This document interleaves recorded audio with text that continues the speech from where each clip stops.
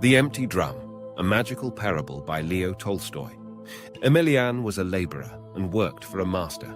Crossing the meadows one day on his way to work, he nearly trod on a frog that jumped right in front of him, but he just managed to avoid it. Suddenly, he heard someone calling to him from behind. Emelian looked round and saw a lovely lassie who said to him, "Why don't you get married, Emelian?" "How can I marry, my lass?" said he. "I have but the clothes I stand up in, nothing more, and no one would have me for a husband." "Take me for a wife," said she. Emelian liked the maid. "I should be glad to," said he, "but where and how could we live?" "Why trouble about that?" said the girl. "One only has to work more and sleep less, and one can clothe and feed oneself anywhere." "Very well, then. Let us marry," said Emelian. "Where shall we go to?" "Let us go to town." So Emelian and the lass went to town, and she took him to a small hut on the very edge of the town, and they married and began housekeeping. One day, the king, driving through the town, passed by Emelian's hut. Emelian's wife came out to see the king. The king noticed her and was quite surprised. "Where did such a beauty come from?" said he, and stopping his carriage, he called Emelian's wife and asked her, "Who are you?" "The peasant Emelian's wife," said she.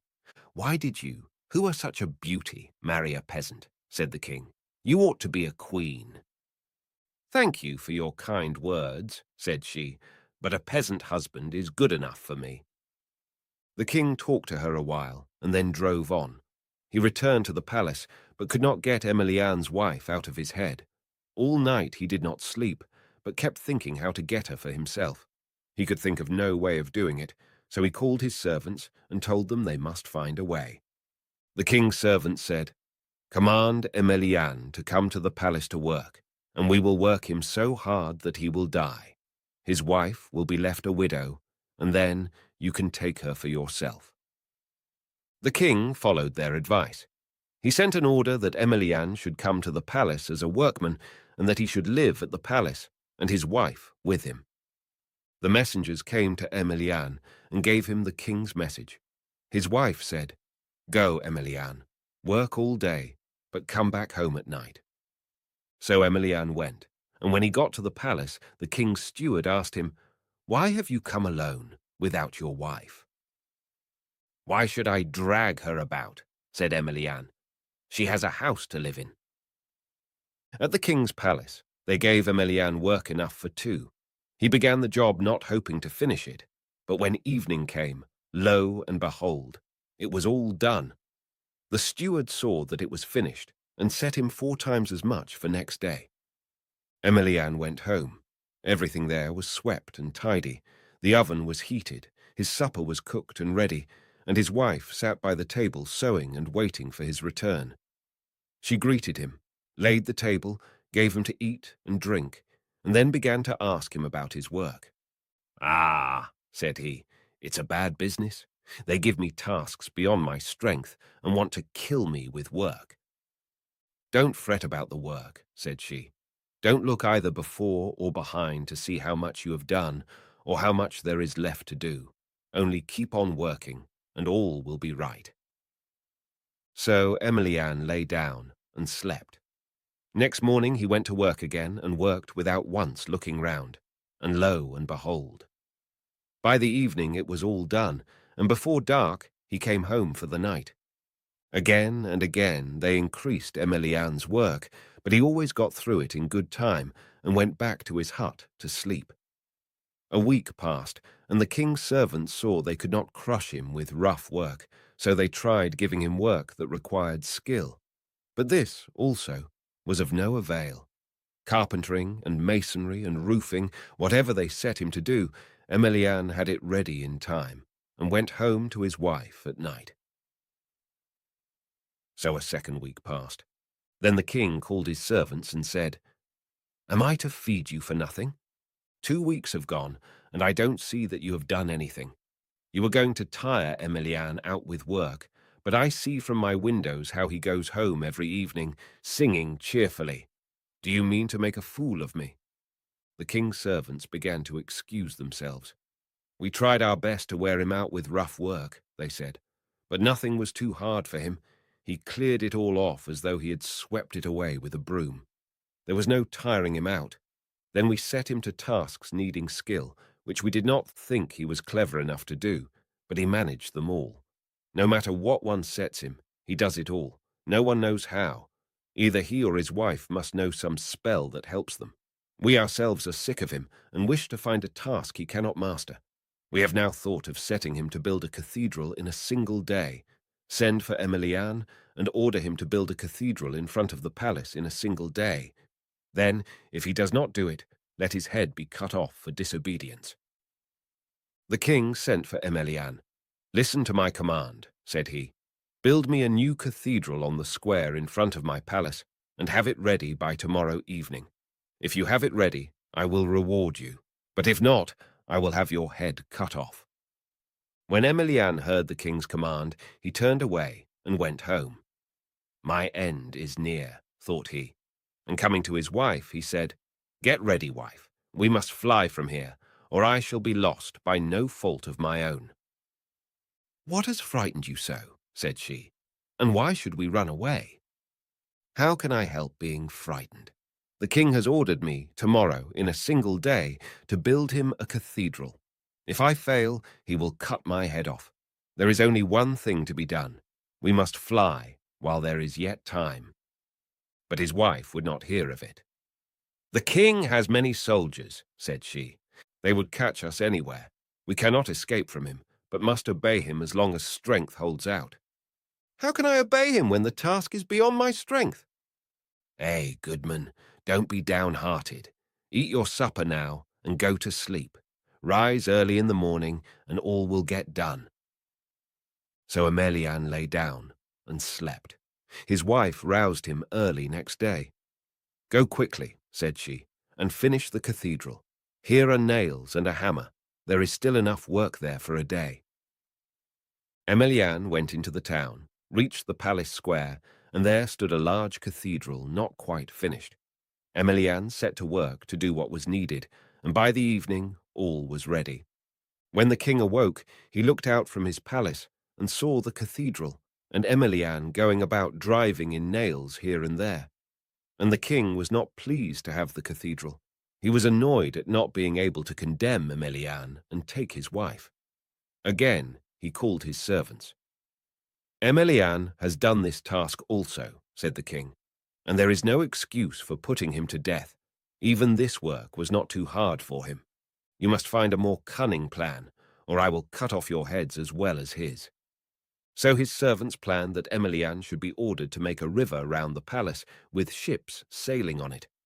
And the king sent for Emilian and set him this new task. If, said he, you could build a cathedral in one night, you can also do this. Tomorrow all must be ready. If not, I will have your head off. Emilian was more downcast than before and returned to his wife, sad at heart. Why are you so sad? Said his wife. Has the king set you a fresh task? Emilian told her about it. We must fly, said he. But his wife replied, There is no escaping the soldiers. They will catch us wherever we go. There is nothing for it but to obey. How can I do it? Groaned Emilian. Goodman, said she. Don't be downhearted. Eat your supper now and go to sleep. Rise early, and all will get done in good time. So Emilian lay down and slept. In the morning, his wife woke him. Go, said she, to the palace. All is ready. Only, near the wharf in front of the palace, there is a mound left. Take a spade and level it. When the king awoke, he saw a river where there had not been one. Ships were sailing up and down, and Emilian was leveling a mound with a spade. The king wondered, but was pleased neither with the river nor with the ships, so vexed was he at not being able to condemn Emilian. There is no task, thought he, that he cannot manage. What is to be done? And he called his servants and again asked their advice. Find some task, said he, which Emilian cannot compass, for whatever we plan he fulfills, and I cannot take his wife from him. The king's servants thought and at last devised a plan. They came to the king and said, "Send for Emilian and say to him, 'Go to there, don't know where, and bring back that, don't know what.' Then he will not be able to escape you.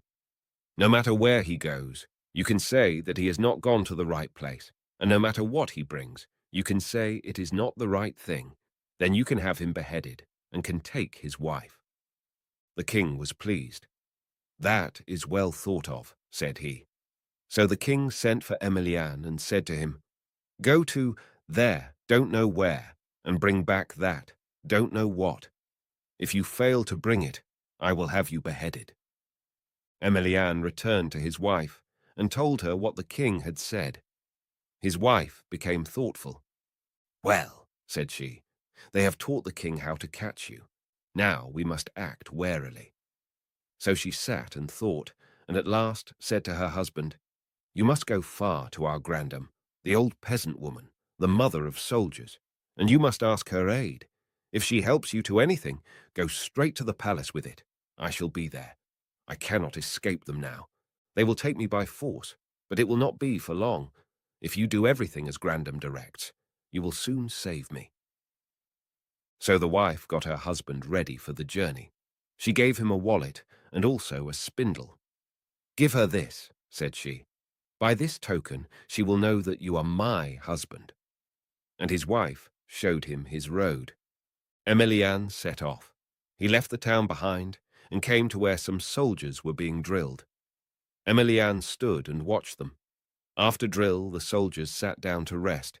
Then Emilian went up to them and asked, "Do you know, brothers, the way to there, don't know where, and how I can get that, don't know what?" The soldiers listened to him with surprise. "Who sent you on this errand?" said they. "The king," said he. "We ourselves," said they. "From the day we became soldiers, go we don't know where, and never yet have we got there, and we seek we don't know what, and cannot find it. We cannot help you." Emilian sat a while with the soldiers, and then went on again. He trudged many a mile, and at last came to a wood. In the wood was a hut, and in the hut sat an old, old woman, the mother of peasant soldiers, spinning flax and weeping. And as she spun, she did not put her fingers to her mouth to wet them with spittle, but to her eyes to wet them with tears. When the older woman saw Emilian, she cried out at him, "Why have you come here?" Then Emilian gave her the spindle and said his wife had sent it. The old woman softened at once and began to question him. And Emilian told her his whole life, how he married the lass, how they went to live in the town, how he had worked, and what he had done at the palace, how he built the cathedral and made a river with ships on it, and how the king had now told him to go to there, don't know where, and bring back that, don't know what. The grandam listened to the end and ceased weeping. She muttered to herself, "The time has surely come," and said to him, "All right, my lad, sit down now, and I will give you something to eat." Emilian ate, and then the grandam told him what to do. "Here," said she, "is a ball of thread. Roll it before you, and follow where it goes. You must go far till you come right to the sea. When you get there, you will see a great city. Enter the city and ask for a night's lodging at the furthest house. There look out for what you are seeking." "How shall I know it when I see it, Granny?" said he. "When you see something men obey more than father or mother, that is it. Seize that and take it to the king. When you bring it to the king, he will say it is not right, and you must answer. If it is not the right thing, it must be smashed, and you must beat it and carry it to the river, break it in pieces, and throw it into the water. Then you will get your wife back, and my tears will be dried." Emilian bade farewell to the grandam and began rolling his ball before him. It rolled and rolled until at last it reached the sea. By the sea stood a great city, and at the further end of the city was a big house. There Emilian begged for a night's lodging and was granted it. He lay down to sleep, and in the morning awoke and heard a father rousing his son to go and cut wood for the fire. But the son did not obey. "It is too early," said he. "There is time enough." Then Emilian heard the mother say, "Go, my son. Your father's bones ache. Would you have him go himself? It is time to be up." But the son only murmured some words and fell asleep again. Hardly was he asleep when something thundered and rattled in the street. Up jumped the son, and quickly putting on his clothes, ran out into the street. Up jumped Emilian too, and ran after him to see what it was that a son obeys more than father or mother. What he saw was a man walking along the street carrying, tied to his stomach, a thing which he beat with sticks, and that it was that rattled and thundered so, and that the son had obeyed. Emilian ran up and had a look at it. He saw it was round, like a small tub, with a skin stretched over both ends, and he asked what it was called. He was told, "A drum." "And is it empty?" "Yes, it is empty." Emilian was surprised. He asked them to give the thing to him, but they would not. So Emilian left off asking and followed the drummer. All day he followed, and when the drummer at last lay down to sleep, Emilian snatched the drum from him and ran away with it. He ran and ran, till at last he got back to his own town. He went to see his wife, but she was not at home. The day after he went away, the king had taken her, so Emilian went to the palace and sent in a message to the king. "He has returned who went to there, don't know where, and he has brought with him that, don't know what." They told the king, and the king said he was to come again next day.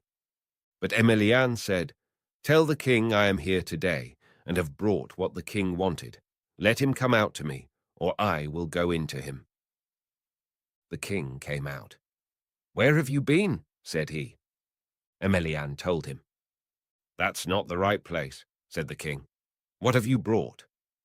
Emilian pointed to the drum, but the king did not look at it. "That is not it." "If it is not the right thing," said Emilian, "it must be smashed, and may the devil take it." And Emilian left the palace, carrying the drum and beating it.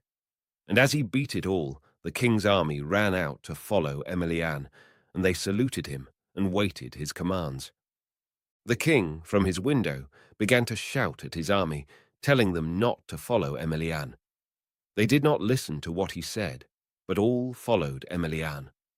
When the king saw that, he gave orders that Emilian's wife should be taken back to him, and he sent to ask Emilian to give him the drum. "It can't be done," said Emilian. "I was told to smash it and to throw the splinters into the river." So Emilian went down to the river carrying the drum, and the soldiers followed him. When he reached the river bank, Emilian smashed the drum to splinters and threw the splinters into the stream, and then all the soldiers ran away. Emilian took his wife and went home with her, and after that the king ceased to trouble him, and so they lived happily ever after.